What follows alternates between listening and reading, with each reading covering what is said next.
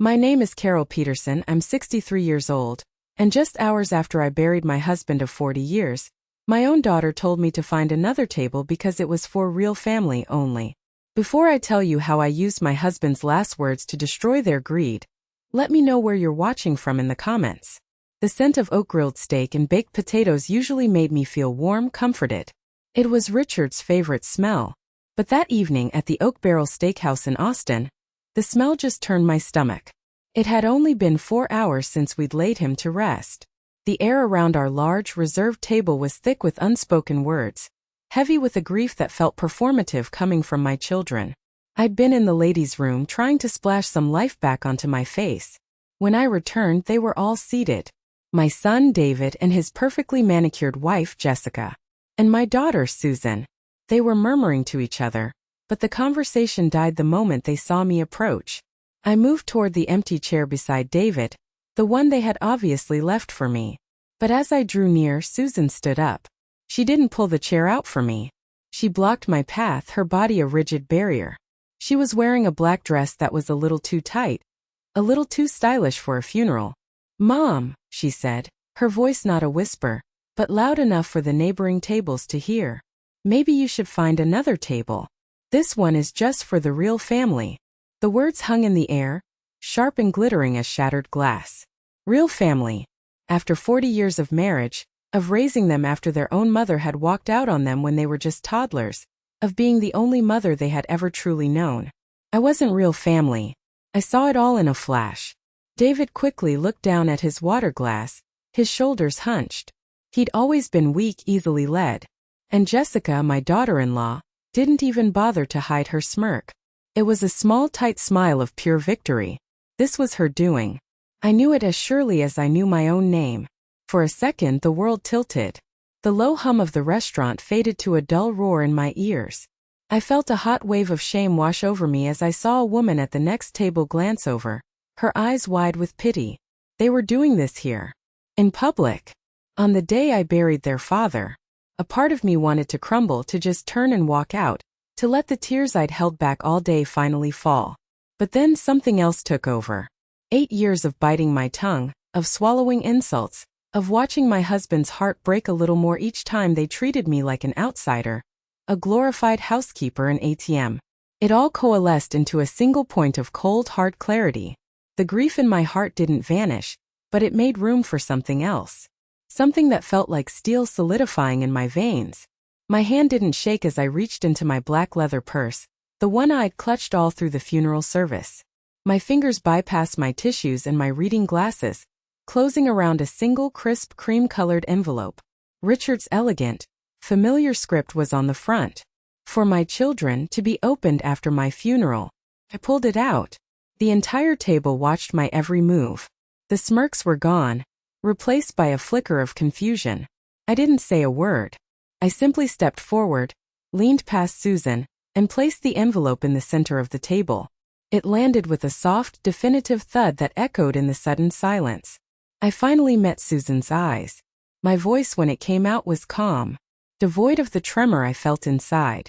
"Your father left this for you," I said, my words clear and steady. "He said you should read it before you celebrate." I'll never forget the way their smug smiles evaporated, replaced by the first flicker of pure, unadulterated fear. But for you to understand the sweet, cold justice of that moment, you need to understand the 8 years of quiet hell I endured to get there. My marriage to Richard wasn't a whirlwind romance. It was something quieter, deeper. We met in our 40s, both of us carrying scars from first marriages that had ended badly. He had 2 young children, Susan and David, whose mother had decided that family life wasn't for her, and left for California with a new boyfriend. I stepped into that void. I didn't try to replace their mother. I just tried to be a mother. For years it worked. We were a family. We weren't perfect, but we were real. We built a life, a home, a successful contracting business from the ground up, right here in Austin. The change was slow. So slow you could almost convince yourself you were imagining it. It started around 8 years ago, when Richard sold the business and we officially retired. Suddenly, our money wasn't our money anymore. In the eyes of our children, it became Dad's money. A finite resource that I was apparently draining with my extravagant lifestyle of gardening and hosting Sunday dinners. Susan, my daughter, was the most direct. She'd call and talk about the promotion she was passed over for at her marketing firm, always ending with a sigh. "It's just so hard to get ahead, Mom. Mark and I can't even afford a real vacation. You and Dad are so lucky you don't have to worry about your salary anymore." The implication was always there, hanging in the air. You have plenty, we have little. David was quieter, but his wife Jessica more than made up for it. Jessica was a master of the backhanded compliment, the subtle dig wrapped in a sweet smile. She treated our comfortable but modest home like a museum of outdated taste. "Oh, Carol, I just love this floral sofa," she'd say, running a finger over the fabric. "It's so vintage. It reminds me of my grandmother's house." Their visits became less about family and more about financial assessments. They'd notice a new set of patio furniture and Jessica would remark, "Looks expensive. I hope you got a good deal." If Richard and I took a trip to San Antonio for the weekend, Susan would call and say, "Must be nice. We're still paying off the credit card from when the water heater broke." It was a constant low-grade campaign of guilt. They saw me as the gatekeeper to their father's wallet, and therefore their rightful inheritance. The worst incident happened about 5 years ago, at our 35th wedding anniversary party. I was wearing a simple, elegant silk dress Richard had bought me. It was the most beautiful thing I owned. We were all laughing and Jessica came over to give me a hug, a full glass of red wine in her hand. She stumbled just a little, and the entire glass of dark, staining liquid went all down the front of my cream-colored dress. "Oh my God, Carol, I am so sorry," she gasped, dabbing at it uselessly with a napkin. "I'm just so clumsy." But I saw it. Just for a split second before the fake horror masked it, I saw a flash of triumph in her eyes. Richard saw it too. He put a protective arm around me and his voice was cold. "That was careless, Jessica. It was an accident," she insisted, her eyes welling up with crocodile tears. David rushed to her side, coddling her. Susan looked on, her expression a mixture of annoyance and something that looked suspiciously like satisfaction. Later, as I was in the bedroom trying to salvage the dress, I overheard Jessica in the hallway, her voice a stage whisper to Susan. Honestly, it did her a favor. That dress was so dated. She needs to stop living in the past. I stood there, the ruined dress in my hands, and felt a profound sense of loneliness. These weren't just careless children. They were actively chipping away at my happiness, my place in the family I had helped build. They resented me for being the one at their father's side, for being the one who would share in the fruits of his life's labor. They saw me as an obstacle. They thought their cruelty was just words, just little moments of disrespect that I would absorb and forget. But they didn't know their father. They didn't know that every slight, every greedy insinuation, was a cut not just to me, but to him. He saw it all. And he never forgot. And that wasn't even the worst thing they did.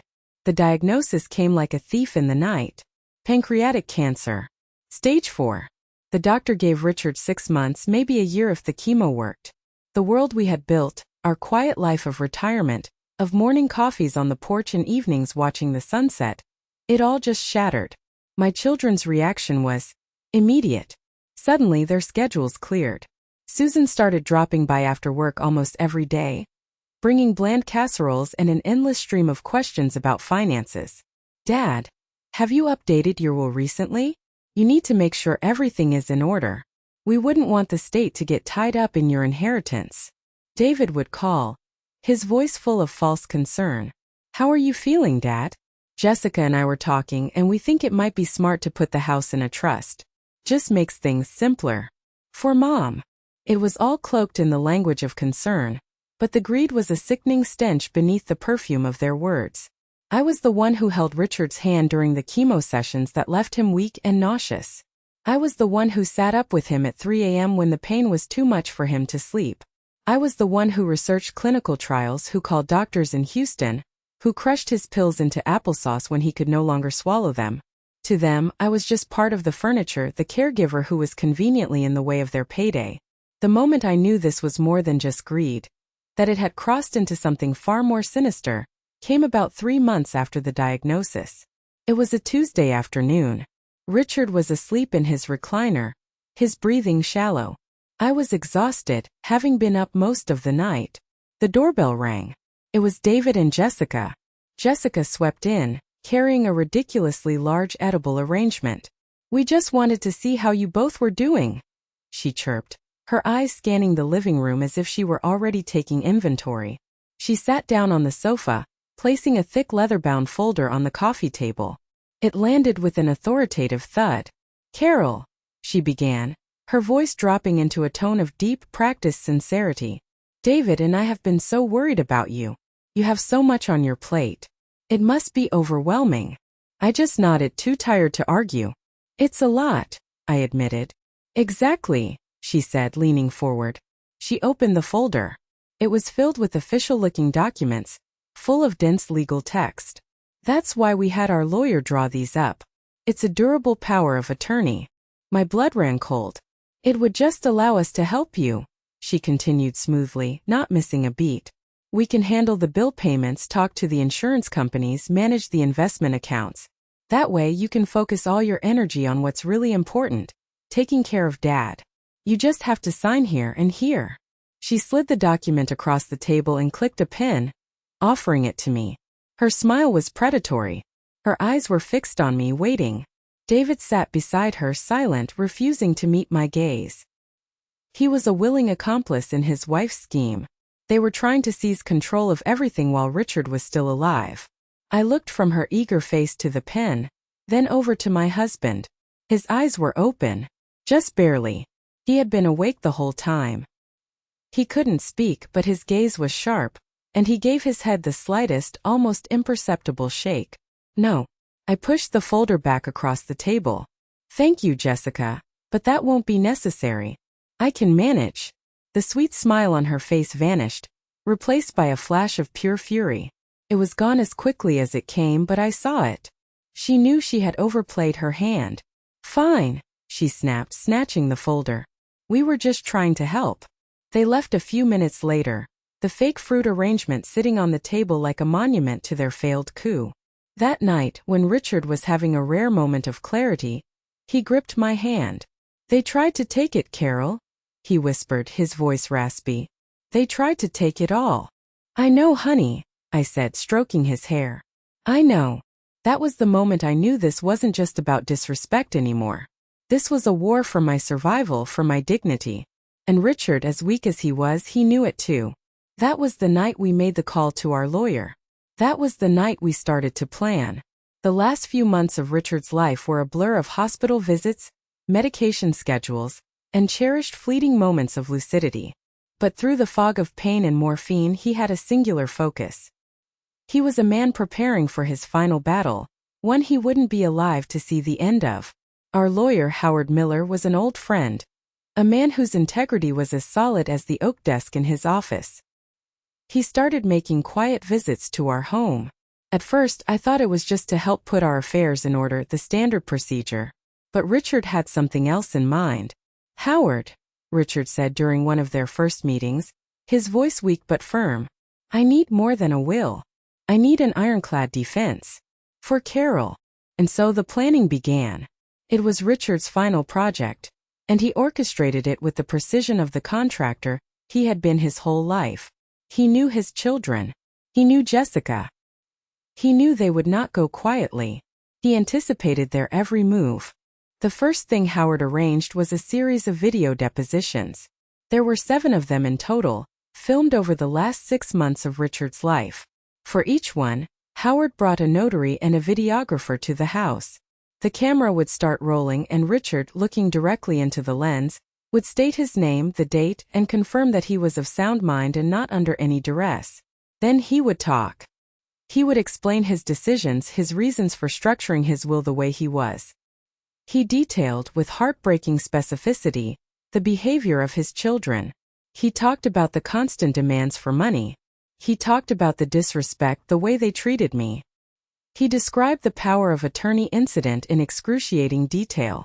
"My son and his wife," he said in one video, his voice cracking with emotion, "attempted to gain control of my finances while I lay dying. They did not do this out of concern for my wife, but out of a desire to secure their inheritance before I was even gone. It was devastating to watch. But that wasn't all. Howard insisted Richard undergo independent psychological evaluations from two separate, court-approved geriatric psychiatrists. Both found him to be fully competent, sharp as a tack, and clear in his intentions. The reports were notarized and filed away with the videos. "We're building a fortress, Carol," Howard told me one afternoon, placing a thick folder on the kitchen table. "When the time comes, they will find every door barred, every window locked. There will be no way in." During this time, Richard and I talked more honestly than we ever had before. He cried, mourning the children he thought he had raised. "Where did I go wrong, Carol?" he would ask me in the dead of night. And I had no answers. All I could do was hold him and tell him that his love was never the problem. The day before he passed, he was weak, barely conscious. He motioned for me to come closer. He pressed 2 envelopes into my hand.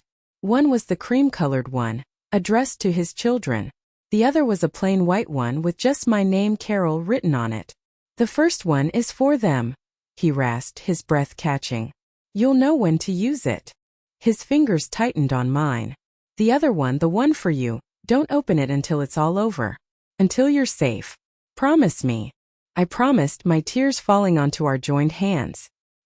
He passed away the next morning, holding my hand. I tucked his final letters into my purse, feeling the weight of them not as paper, but as his final act of love, his final shield. I carried that shield with me through the funeral, through the empty condolences and the fake tears of my children.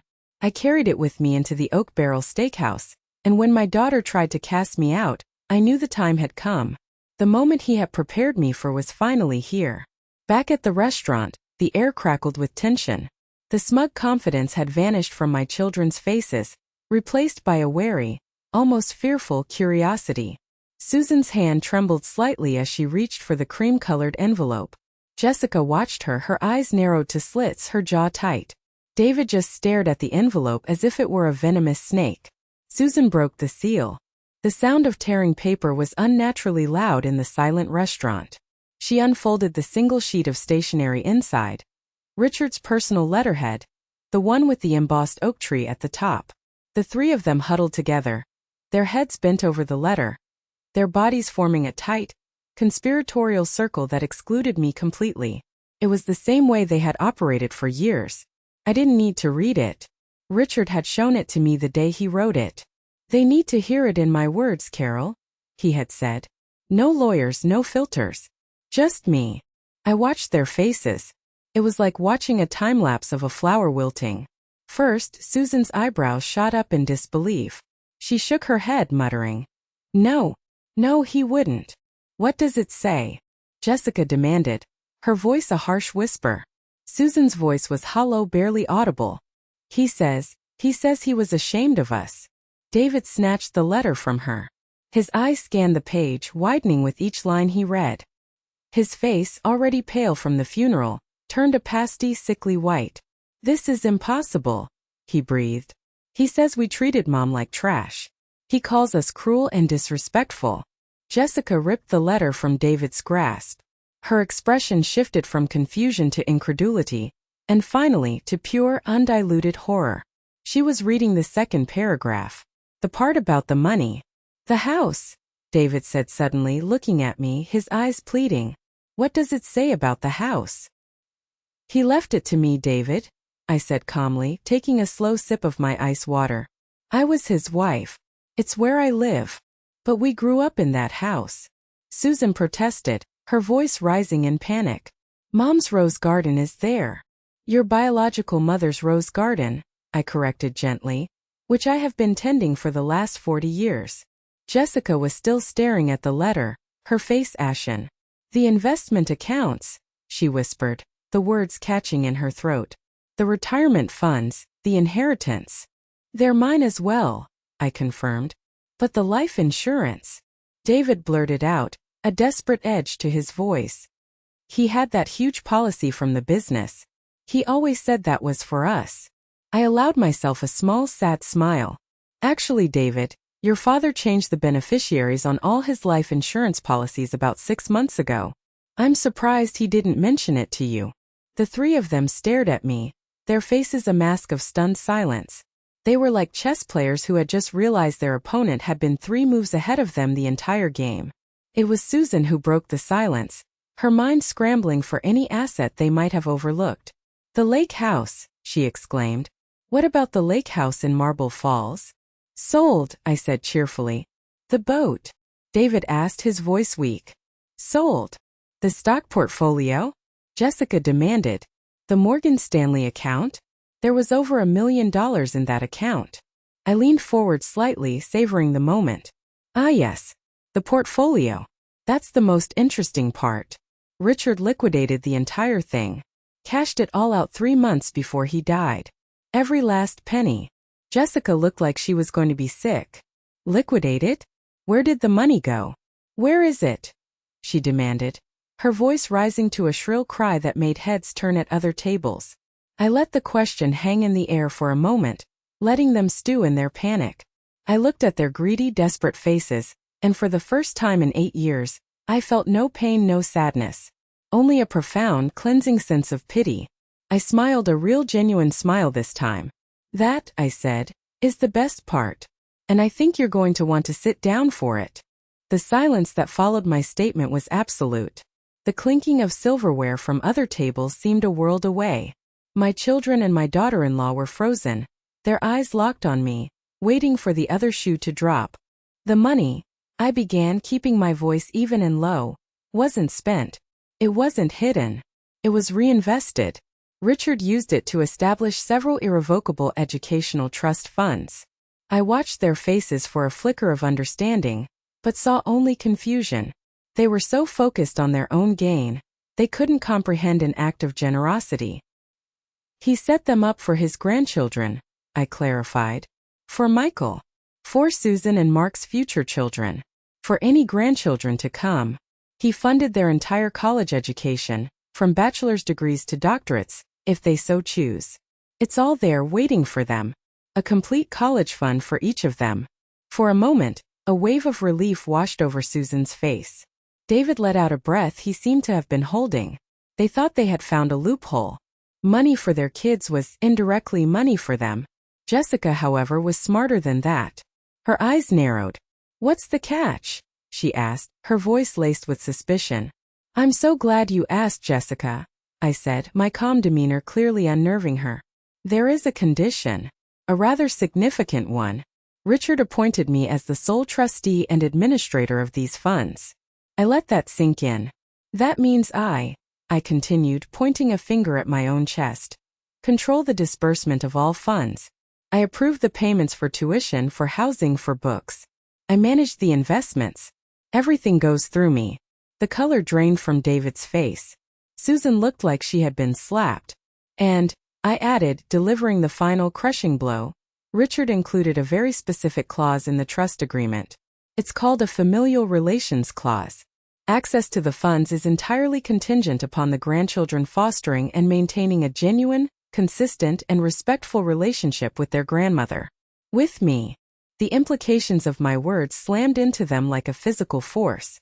Their children's futures, the very legacy they had been so desperate to secure, was now entirely dependent on their treatment of me. The power had shifted so completely, so seismically, that the air in the room felt different. "You manipulated him," Susan shrieked, her voice cracking. "You poisoned him against his own family." I shook my head slowly. "Your father watched you for 8 years, Susan. He saw everything. He heard every snide comment, every greedy demand. This wasn't my idea. This was his last lesson to you. He wanted to force you to choose between your greed and your children's future. He wanted to see if you had any decency left in you at all." I stood up from the table, my purse in my hand. My appetite was gone, but my spirit felt lighter than it had in years. "The official reading of the will is on Monday at 10 o'clock at Mr. Miller's law office. I strongly suggest you attend." "Why?" David asked, his voice a choked whisper. "What's left?" "Oh, your father left something for each of you," I said, walking away. I paused and turned back to look at them one last time. "Something very special. He wanted to make sure you each received exactly what you deserved." The atmosphere in Howard Miller's conference room on Monday morning was colder than a morgue.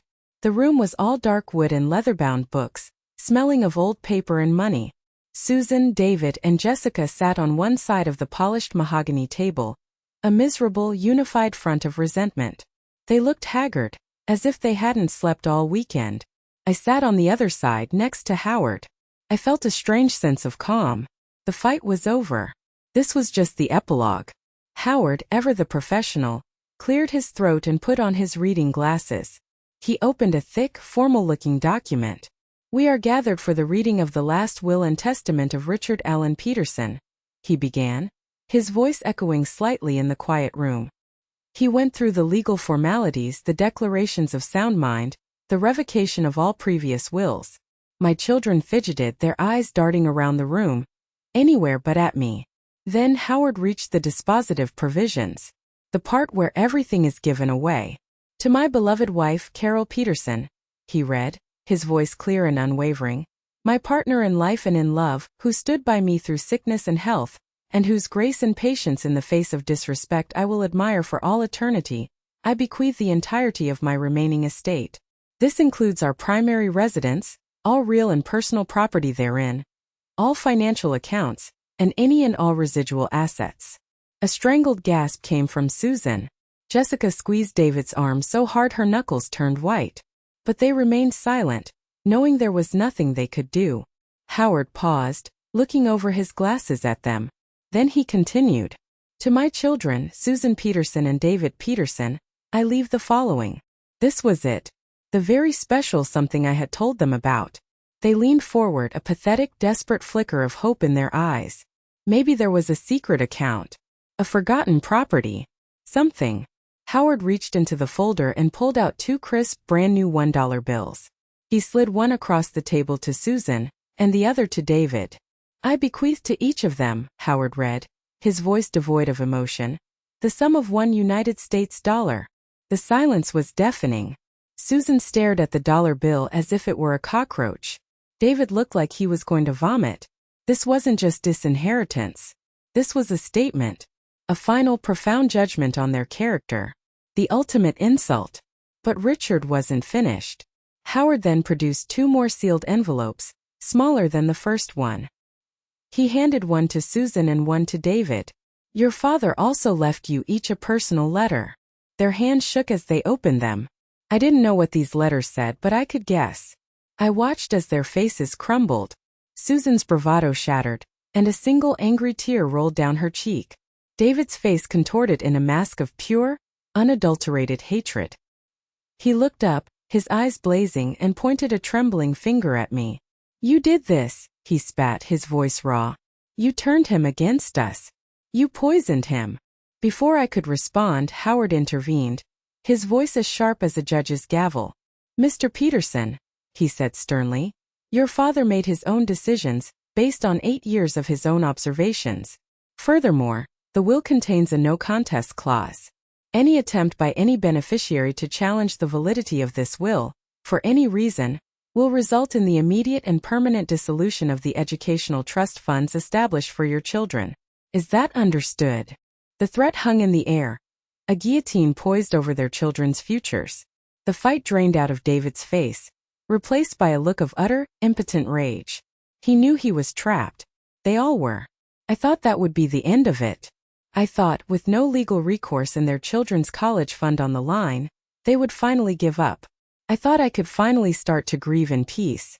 But I was wrong. I had underestimated the depths of their malice. Their desperation, it turned out, was far more dangerous than their greed. For 2 weeks there was silence. No angry phone calls, no pleading texts. It was an eerie, unsettling quiet. I started to allow myself to breathe, to think that maybe, just maybe, the war was over. I began the slow, painful process of sorting through Richard's things, finding memories in old photographs and the worn-out collars of his favorite shirts. I was starting to feel a fragile sense of peace. Then one Tuesday morning the doorbell rang. I wasn't expecting anyone. I opened the door to find 2 people on my porch. A woman in her 50s with a kind but professional face, and a younger man in a polo shirt, both holding clipboards. They wore badges that read, APS.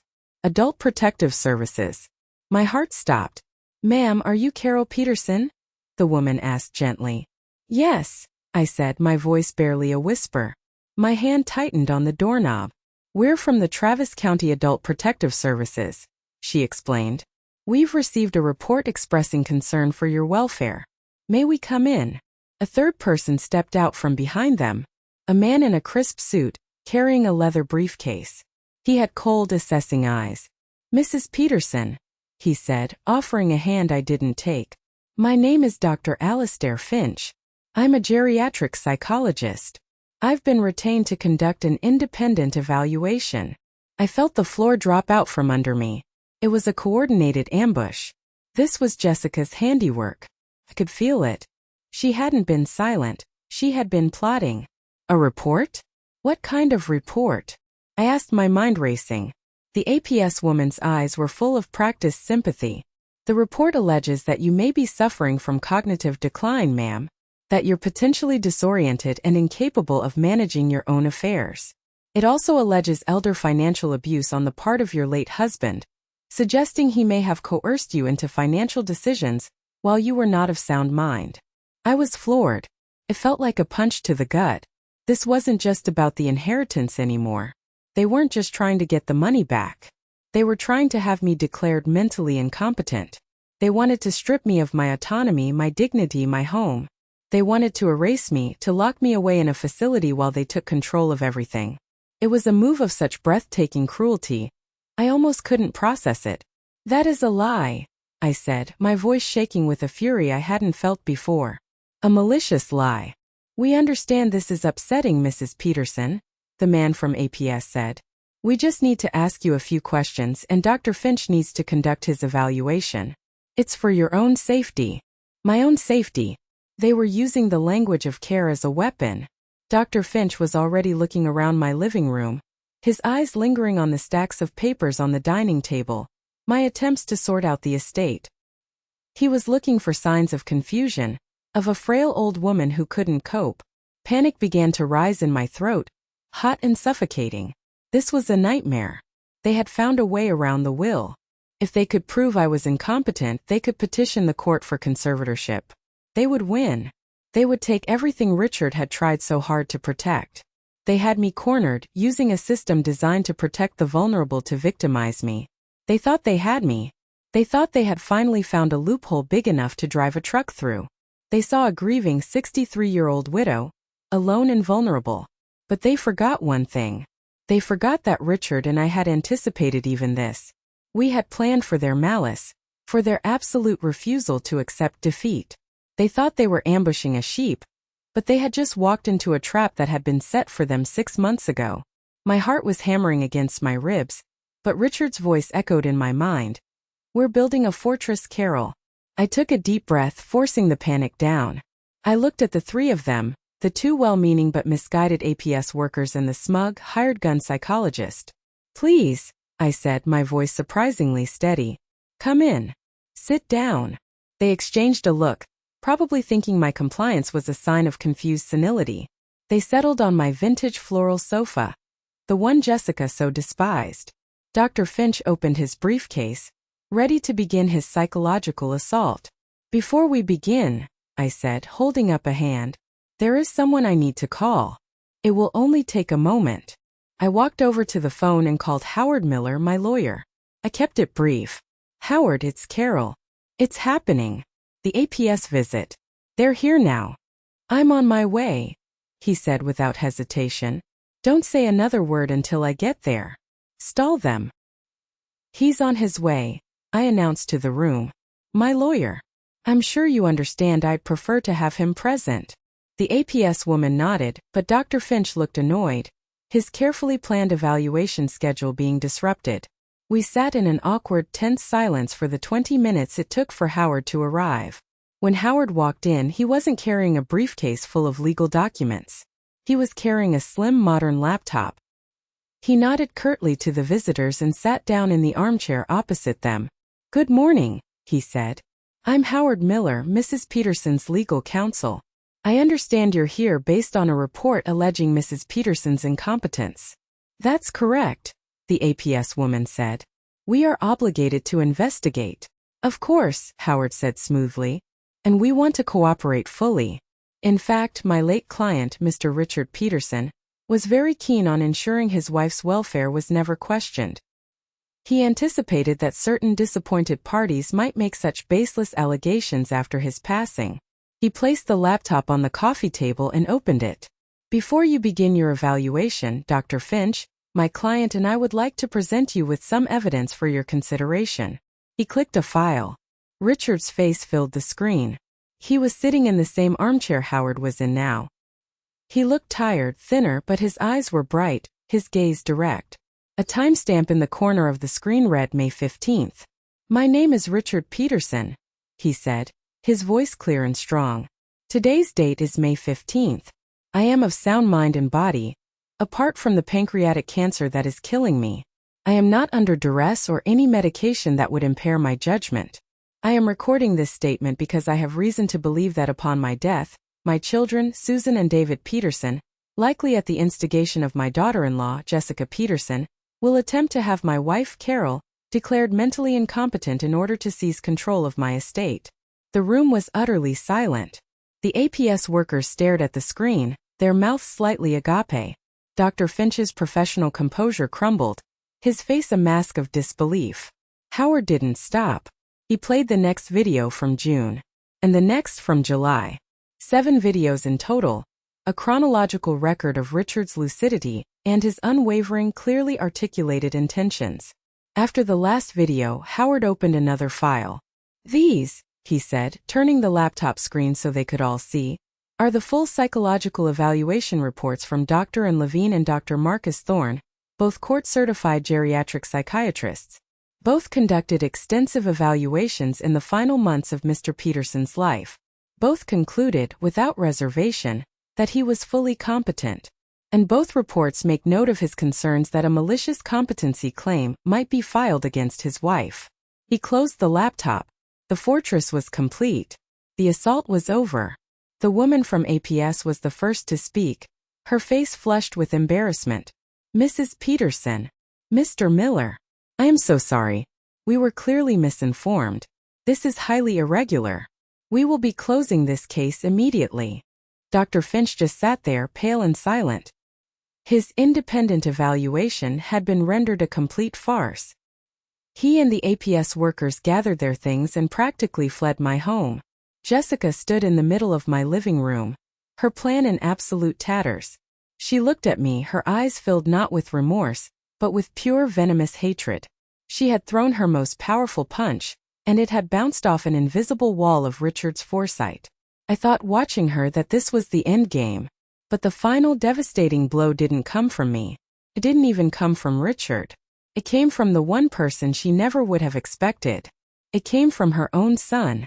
A few days after the disastrous APS visit, my front doorbell rang again. I tensed up, my body automatically bracing for another assault. But when I looked through the peephole, I saw my grandson Michael standing alone on the porch. He was 17, a good kid caught in the middle of a toxic storm. He looked miserable. I opened the door. "Michael, is everything okay?" He wouldn't look at me. He just stared at his sneakers. "Grandma," he mumbled, his voice thick with shame. "Can I come in? I need to show you something." I led him to the kitchen table. He slumped into a chair, pulling his phone out of his pocket. His hands were shaking. "After those people came, the ones from the government, Mom and Dad had a huge fight. Mom was screaming about the lawyer in some videos. I didn't understand it, but it was bad." He took a shaky breath. "Later, I saw Mom's phone on the counter. She'd left it unlocked. I know I shouldn't have, Grandma, I know it was wrong, but I looked. I had to know what was going on." He slid his phone across the table to me. On the screen was a long thread of text messages between his mother, Jessica, and my daughter, Susan. It went back months. My blood ran cold as I read. It was all there in black and white. A documented history of their conspiracy. "Susan. Dad won't even talk about the will. He just tells me to trust that he's taking care of everything. That means she's gotten to him. Jessica. We need a new strategy. Arguing with him is pointless. We need to focus on her. After he's gone. Jessica. My friend who works in family law says the easiest way to break a will is to prove undue influence or lack of capacity. If we can show she's not all there, A judge will appoint a conservator. That would be David. My hand started to tremble. I kept scrolling. The messages got worse as Richard's health declined. Susan, he's getting weaker. She never leaves his side. How are we supposed to even talk to him? Jessica. Don't worry about him. Worry about her. Start a paper trail. Every time she forgets something, write it down. Every time she seems tired or emotional, document it. We need ammunition. Then I saw the messages from after the will reading. Susan, $1. Can you believe it? He left us $1. That which got everything. Jessica. Calm down. It's not over. I told you I had a plan B. I've already contacted a psychologist who will do an evaluation. And I'm filing the APS report tomorrow. We just need to prove the old bat is senile. Once she's declared incompetent, we control everything, including the college fund for the kids. The lawyer said it's a slam dunk. The final text from Jessica made me feel physically ill. It was sent the night before the APS visit. Jessica. Just think by this time next week, we'll be making arrangements to move her into a nice quiet facility. Dad would have wanted us to make sure she was taken care of. They weren't just trying to get the money. They were actively plotting to have me committed. To strip me of my freedom, my home, my life, all for the sake of their inheritance. They were going to use my grief against me, twisting it into a symptom of dementia. It was evil. Pure, unadulterated evil. I looked up at Michael. His eyes were filled with tears. I'm so sorry, Grandma, he whispered. I didn't know. I can't believe she would. They would. I reached across the table and took his hand. It was cold and clammy. This is not your fault, Michael. You are a good person. You did the right thing by showing me this. He had given me the ultimate weapon. Not just a defense but an offense. This wasn't just hearsay or circumstantial evidence. This was a written confession. A detailed blueprint of their conspiracy to commit fraud. I held the phone in my hand, the screen glowing with their treachery. I knew I had a choice. I could take these messages to the district attorney and potentially watch my own children face criminal charges. I could destroy them completely and irrevocably. Or I could give them one last chance. One final opportunity to choose between their greed and what was left of their family. And my choice, I knew, would define the rest of all of our lives. Armed with the text messages, I called Howard Miller. When I read him the contents of the text over the phone, there was a long silence on the other end of the line. Carol, he finally said, his voice grim. This is beyond a probate dispute. This is evidence of conspiracy to commit fraud. It's a felony. What they tried to do with the APS report, backed by these texts, they could genuinely face jail time. I know, I said quietly. What do you want to do? He asked. You hold all the cards. We can go to the authorities tomorrow. I thought about it. I thought about the public humiliation, the court battles, my grandchildren seeing their parents' mugshots in the news. As much as they deserved it, I couldn't bring myself to do it. Not for them but for Michael. For the innocent children caught in the crossfire. I want to arrange one more meeting, I said. Here. At the house. Just them, me and you. The final family meeting was even more tense than the reading of the will. They walked in looking defiant, but the moment they saw Howard sitting at my dining room table, their faces fell. They knew this wasn't a social call. I didn't waste time with pleasantries. I had printed out the entire text message thread. I took the stack of papers, nearly 20 pages long, and dropped it on the table in front of them. It landed with a heavy, damning thud. Jessica and Susan exchanged a look of pure panic. David just stared at the papers, his face turning a blotchy red. Recognize these? I asked, my voice cold as ice. Jessica opened her mouth to speak, probably to lie, but Howard cut her off. I'd advise you to choose your next words very carefully, he said, his tone leaving no room for argument. As Mrs. Peterson's lawyer, I can confirm that this evidence is more than sufficient to pursue criminal charges for conspiracy to commit fraud against the elderly. Given the paper trail and the failed APS report, I am confident the district attorney would be very interested in this case. A conviction would likely carry a significant prison sentence. The threat of jail time, of public ruin, finally did what 8 years of cruelty and a father's dying wish could not. It broke them. Susan started to cry, not tears of remorse but tears of fear. Jessica just stared at the papers, her mind clearly racing, trying to find an escape hatch where there was none. Then I delivered my ultimatum. "I am giving you one choice," I said, my voice ringing with an authority they had never heard from me before. "One path that doesn't end with you in a courtroom." I looked directly at Jessica and Susan. "You will go to your children. You will sit them down, and you will confess everything.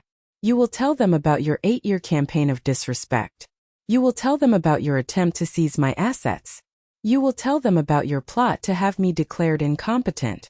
You will tell them that every hateful thing you said and did was a lie born of your own greed. And then you will apologize to me in front of them." Their faces were a picture of horror. The humiliation would be absolute. "If you do that," I continued, "if you show 1 ounce of accountability, I will not press charges. The educational trust for the grandchildren will remain intact. The college fund will still be there. But my role as trustee is non-negotiable. Their future still runs through me. Your relationship with them, and with me, will be on my terms from now on." I leaned back in my chair. "Or you can refuse. And Howard will be at the DA's office first thing in the morning. The choice is yours. You can lose your pride or you can lose everything. Your freedom, your reputation, and any last shred of a relationship with your children. Decide." They looked at each other, trapped. The years of scheming, of whispers and plots, had led them to this. A simple, impossible choice. The silence in the room was the sound of their world collapsing, and they had no one to blame but themselves. 6 months later, my backyard was filled with the sound of laughter. String lights were draped between the old oak trees, and the smell of barbecue hung in the warm Texas air. We were celebrating Michael's 18th birthday. All the grandchildren were there, splashing in the pool, chasing each other across the lawn. They had been visiting regularly. At first it was awkward, forced. They came because their parents told them to, because their college education depended on it. But over time the awkwardness melted away. They got to know me not as the obstacle their parents had painted me as, but as their grandmother. We baked cookies, they told me about their friends and their dreams, and slowly we started to build something real. Susan, David, and Jessica were there too. They were quiet, keeping to the periphery. They had done as I demanded. From what Michael told me, the confession had been brutal. It had shattered the perfect image their children had of them. The apologies to me had been clipped, mumbled through clenched teeth, but they had been made. Our relationship was not healed. It was perhaps permanently broken. But it was no longer a state of war. It was a fragile, bitter truce. They were present, but the power they once wielded over me was gone forever. After Michael blew out the candles on his cake, a huge chocolate monstrosity I had baked for him, I slipped inside the quiet house. I went to my desk and took out the last letter. The plain white envelope with Carol written in Richard's familiar hand. My hands trembled as I opened it. It was time. The letter was short. "My dearest Carol, if you are reading this, it means the storm is over. I hope with all my heart that it is. I am so sorry for the pain our children have caused you. I am sorry for every moment you felt alone in the family we built together. My greatest failure in life was not seeing their greed for what it was sooner. I know you, my love. I know you fought for your dignity, and I know you won. The fortress we built was strong, but you were always its true defender. Please do not let their bitterness define the rest of your days. Use what I have left you to live, to be free, to travel, to fill the garden with too many flowers, to find your joy again. You have given so much of your life to others. Now it is time to live for you. You have earned your peace 1,000 times over. Forever yours, Richard." Tears streamed down my face as I read his words. They weren't tears of sadness but of release. He knew. He had seen it all, and he had loved me through it. He had given me not just an inheritance of money and property, but the gift of freedom. I folded the letter and put it in my pocket. I walked back outside into the warm evening. Michael came over and gave me a huge hug. "Thanks for everything, Grandma," he said into my ear. "This is the best party ever." I looked around at the twinkling lights, at the faces of my grandchildren laughing and happy. I looked at my children, chastened and on the outside looking in, a living testament to the consequences of their choices. I felt the weight of the last 8 years, the last year in particular, finally began to lift from my shoulders. The fight was over. Richard was gone, but his love was still here, protecting me, guiding me. And for the first time in a very long time, I felt truly deeply at peace. This journey taught me that a family isn't just about blood. It's about respect, love, and loyalty. Sometimes you have to tear down the illusion of a family to find out who your real family is. Thank you so much for listening to my story. It wasn't easy to share, but I hope it can help someone else who feels trapped or disrespected by the people who are supposed to love them most. Have you ever had to fight for your own place in your family? Please share your experience in the comments below. Your voice matters and you are not alone. And if my story resonated with you, please give it a like and subscribe for more stories.